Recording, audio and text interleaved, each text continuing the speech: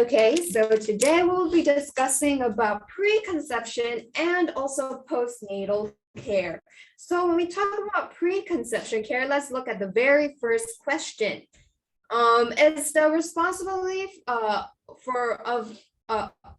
responsibility only for women to prepare for pregnancy?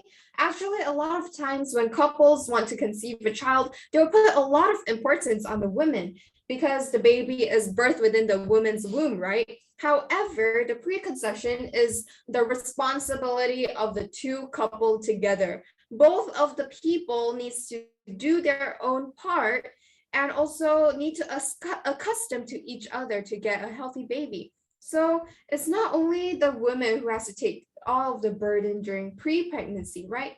And actually, pre-pregnancy, or also known as preconception, is actually really, really important because it can change the mother's health condition, and it can also affect the baby's growth condition, and also it can also affect the baby's short-term and also long-term health conditions as well. So now let's look at what parts does the males need to pay attention to so that the baby is healthy. So actually, males, if you want to have a healthy baby and also or have a higher chance of getting of pregnancy, then you need to be aware of your sperm's count and also your sperm's quality, because the sperm, it has good and also bad. There's bad and also good sperms, as it's a cell within your body, and it's something that your body made. So for the males, so if you prepare for a certain time to have a successful pregnancy, for your wife to have a successful pregnancy, then you need to avoid hot tubs, saunas, or hot springs, because this high heat will decrease your amount of sperm, and also it you shouldn't wear any tight clothes or pants that's not breathable, like jeans is not breathable, because it will also impact your sperm's life. And also you need to manage your stress level, because stress level will make your body inflamed. So when we talk about inflammation, or what we call as oxidative stress, it will destroy and also damage the cells that your body create, which also includes your sperm's number and also the DNA damage. And so that's why managing our stress is really, really important. And another thing you need to stay away from is alcohol and smoking. Especially if you're thinking about getting intercourse during this time, don't ever drink, because there's a lot of research that shows that alcohol will affect the sperm's quality, and it doesn't only affect the sperm's quality, but later on the chances of getting pregnancy and also the health of the baby as well. So these are some of the things that the males have to keep in mind, and also these are some of the responsibilities that the males need to keep up to. But other than these factors, males also have to give mental support for women as well, and also all aspects of customization, so that you're able to take care of both sides, the emotions on both sides, as it's really, really important, the emotional support. Okay, so there's another thing that you cannot run away, which is your diet. So males, you need to eat more fertility vitamins like omega-3, vitamin C, vitamin E, zinc, and folic acid. These are all components that you need. And the components that I've mentioned just now, it all impacts the health of the sperm.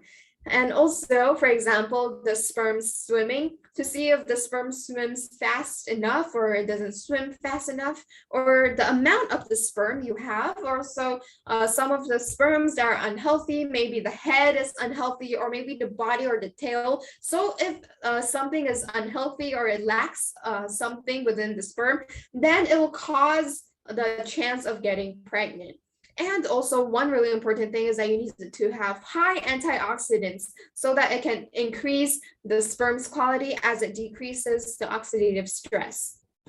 Okay, now we'll be moving on to females. And also females, they need to take care of their diet as well during preconception. So preconception is before you before you're pregnant. So they need to have appropriate supplement nutrients because the baby gets their nutrients from the mother's body, right? So before you start to conceive, you need to have some supplements like folic acid.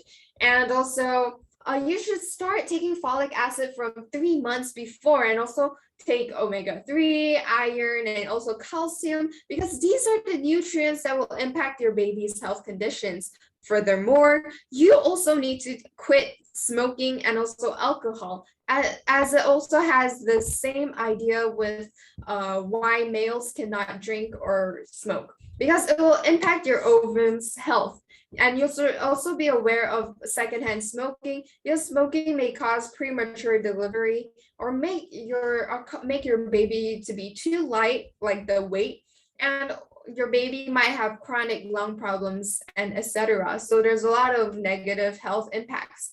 And also for alcohol, it's the same logic, because if you want to get pregnant from the beginning until the end, do not never touch alcohol, because you don't know when you're getting pregnant, right? And so that's why you shouldn't touch it. And also you also need to maintain a healthy weight. Don't be too skinny or have a malnutritious diet where there's no nutrition, because it's really unhealthy for your baby, because it won't have any nutrition, or too fat or obese, because it will increase the difficulty of getting pregnant. So your weight management is also really, really important. But the most important thing is that your emotions needs to be at a relaxed state, because when you're relaxed, then you're able to get pregnant easier. Okay, so now we'll be discussing about.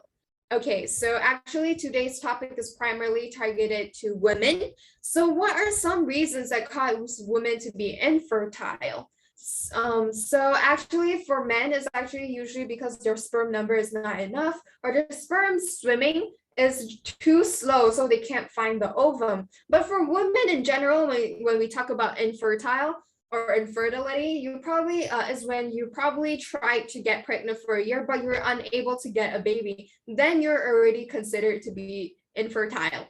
Or if a woman keeps on having miscarriages, this is also another factor of infertility.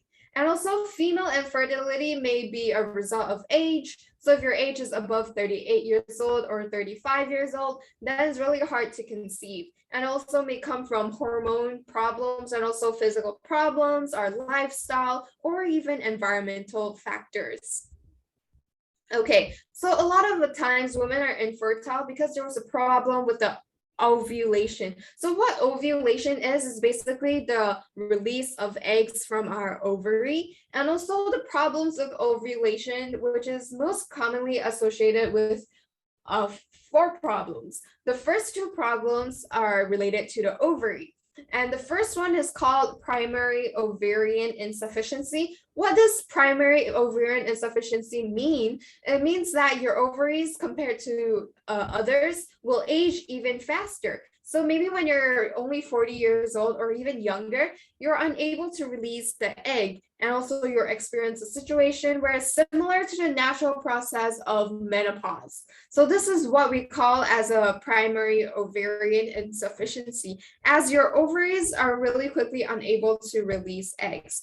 Okay, another situation is that most women are aware of is PCOS. So PCOS, which is also known as polycystic ovary syndrome, means that it has something to do with our hormones. So this problem has something to do with our hormones. So females with PCOS might have too much male hormones, so their ovaries would have a lot of follicles. And so these follicles will affect a female's ability to release an egg on time every month. So it basically means that you're unable to release an egg, and that's why there's a lot of follicles within your ovary, and also it affects your ability to get period. And it's really hard to predict when is the time you should intercourse, as it may affect your success rate. Females with PCOS may also have other problems other than irregular period. Your face might have a lot of acne, and then you cannot get well. And also in the beginning, your face will start growing hair. because this means that you have too much male hormones. And people with PCOS, it doesn't necessarily mean that you cannot get pregnant. It just means that it's harder for you to conceive a baby. Like the problems I've mentioned just now, which is when you release an egg irregularly, it really causes a really big impact. So other than the problems within the ovary, problems in the womb may also affect your success rate in giving birth. And so there are two different problems. The first problem is endometriosis. So what this actually means is that the tissue that forms the lining of your uterus means that the reason for this disorder is actually not really clear. But what it means is that the tissue that grows around the lining of your uterus grows outside of your uterus. So that's when the problem comes, because it's normal to have a tissue that's growing inside the uterus, but if it grows out towards your ovary, to your fallopian tube, and then to your pelvis, this may cause you severe pain when you get your period, and also you get excessive tissue around the places where it shouldn't be. It may give you a hard time to conceive because it's really hard for the egg to grow within the tissue of your uterus, and that's why it may impact your fertility. And also the last condition that happens very commonly is called fibroids. What this means is that your uterus has a tumor, a benign tumor, but this tumor is not bad and it doesn't impact your health. But this tumor may prevent a fertilized egg attaching itself into the womb. What this means is that our egg comes from the ovary and it goes through the fallopian tube into our womb, right? Into our uterus, right? However, if there's a tumor, then it blocks the pathway, and that's why it's not easy for the egg to go through the tube to the uterus, and so it will decrease the success rate of pregnancy. Okay, so a lot of these problems have something to do with a woman's hormones or their genitals. And so if you want to solve your infertile problems and also imbalanced hormones, then you need to change up and also regulate your period, or which is also known as your menstrual cycle. So if your period is balanced, then your hormones will naturally fall in place and will also naturally be balanced, right? So in one of the previous episodes, we talk about the woman's 4 seasons. So spring, summer, autumn, winter. This also relates to our period's different seasons. So the first phase or the first season is called the follicular phase. At this time, your follicles in your ovary are starting to mature, and after they keep on maturing, it turns into an egg. And after the follicular phase, the egg comes out into your ovary, into the second season, where it falls into the fallopian tube, into your uterus. So this is the best time for intercourse. And this second phase, which is summer, which is also known as the ovulatory phase, you have 12 to 19 days, because that's when the egg is freshly laid and freshly released, and it gets to touch the sperm, and also it's at its best condition. And that's why you're able to successfully conceive. And also, if it's a successful growth, then you'll have a new life. But if you're unable to get pregnant, then you'll come into the third season, which is also known as the luteal phase. So this luteal phase is actually preparing for discarding the tissue that will grow around your uterus. And why this tissue is really important is because if you are pregnant, then this tissue will wrap around your baby. And so through this way, they're able to get the mother's nutrients. But if your pregnancy is unsuccessful, then we'll come to the last season, which is also winter, where we also known it as our menstruation or our period. So that's when you start to bleed and you don't need the inner tissue, so it starts to discard itself. And so if you have problems with your menstrual cycle, then you need to take care of your hormones. The more regulated your menstrual cycles are, the easier it is to get pregnant. And so when we're talking about regulating our period cycle and hormones, how does LD Venus Gold help women to recuperate from within and also enhance pregnancy preparation? So now let's first come to understand what type of supplement LD Venus is. It is actually a natural herb supplement with 6 different types of herbs, where the formulation follows the wisdom of the Chinese medicine.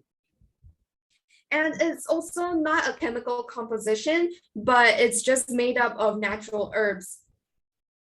This formulation is also has a clinically proven effect and also includes 6 types of different herbs. And so the first one is Dang Gui, the second is Dang Shen and Dan Shen and Bao Bai Jiang Cao, Yimu Cao, and Huangxi. So these 6 different types of herbs. So the main purpose of these herbs is that it helps regulate the hormones from, if we look at it from a Western medicine perspective. But from an Eastern medicine perspective, it is to regulate the spleen and also the stomach, because it is the spleen and also the stomach that prevents women to get regulated hormones. Furthermore, it can also increase qi, or what we call the inner energy. It can also replenish blood, relieve menstruational pain, and also increase your uterine contraction ability. So it can prevent sagging uterus problems after pregnancy. And because every month women will have menstruation, so they might lack blood or don't have enough qi. So through this formulation, it is all able to help with all of these problems that comes with period. Because it underwent clinical studies. So here are 4 different types of results from the studies. The first result is that it can help restore the overall uterine functions and also speed up the recovery of the ovaries. And the uterus also helps with the ability of contracting your uterus after pregnancy. So your uterus needs to heal, your ovaries also needs to heal. And so LD Venus is able to help regulate this menstruation, also heal your uterus right after pregnancy. And so it can also improve our blood circulation. So this is the second result. So it increases our hemoglobin and also our red blood cells in postnatal woman or female who just gave birth. So through this clinical studies and research, we found that it can increase our red blood cells and hemoglobin. So in simple words, it means that it can promote the blood amount level we have within our body. And so the third result is that it can also improve our blood circulation and also this qi energy, and which what I've said just now, it is our inner energy and the blood circulation that. And so is the blood circulation within your uterus important? Yes, it's actually super important, because if you want to give birth to a healthy baby, so how the baby gets nutrients and also their oxygen is through your blood and through your uterus and also the womb environment. So there's actually a lot of blood vessels that's within your womb that connects you and your baby together. And that's how your baby is able to get the best and also the most oxygen, also nutrients level. And that's why your blood circulation needs to be really, really good. And so when the baby is in your womb, they actually needs oxygen. So you need to make sure you have the best for your baby. The last reason is that it can improve your health in areas of inner energy, help with anemia, which means you lack blood, and also conditions of yin shu, where you experience sweating, discomfort, dryness in the throat, and also mouth. So who are able to use it? So actually, women right after giving birth, or women who have period every month, they could also use it, or people who are just preparing for birth. So it's actually just basically for women and girls who already have period, and so it can do its regular own regulation with like supplements. So this regulation, you shouldn't wait until you have a problem and then only you start to regulate yourself, because that is not regulation anymore, it's treatment. It does not matter what your current situation is, but actually you are suitable to love yourself at any moment. So if you want to have if you want to have a successful pregnancy experience, you can use LD Venus. But of course, you don't need to make this formula yourself. You don't even need to boil this formula or warm it up because it's already boiled, and it's also really packaged within a hygienic and also convenient glass bottle. Is made out of high quality. And also, if you have your period, you shouldn't drink it during your period, but you should drink it after your period, like 2 or 3 days after you can drink this LD Venus. You shouldn't use it during when you have period. However, so you can actually use this LD Venus whenever. So as long as you're a woman, you can just use it. But there are 2 conditions you cannot use or you cannot drink LD Venus. One is when you are on your period, because you're getting your blood out, right? So during this bleeding period, you're trying to, and you're boosting your blood.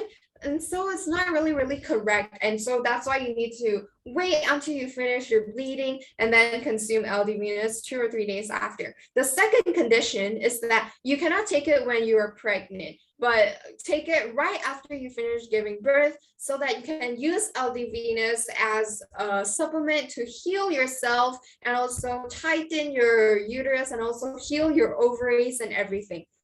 So who is suitable to use this LD Venus? It's actually suitable for all women of all ages, as long as you have come into this puberty age and also have menstruation, then you can start to drink. During maturity, you should also drink it because this is when you'll find the most problems. Like you'll have blood chunks when you have period, you'll have discharge, you'll get period pain, you might be infertile, and then also the stress from work will also impact your reproductive system. So LD Venus is able to help regulate these problems. And of course, postnatal care, right after giving birth, it can really help. And also, last but not least, you can also help with the menopause. It can help with periods becoming irregular or before stopping completely, and also help with the decline of ovarian functions. Okay, so now I've come to the end of my presentation. So for mothers who are thinking of getting pregnant, or if you're already a mother, you can do this regulation process, because even if you become old, you still need to regulate yourself, right? So that your uterus and also ovary will not age too quickly, and also you are able to fix your imbalanced hormones. So this is really the end of my sharing. Thank you, everyone. Bye-bye.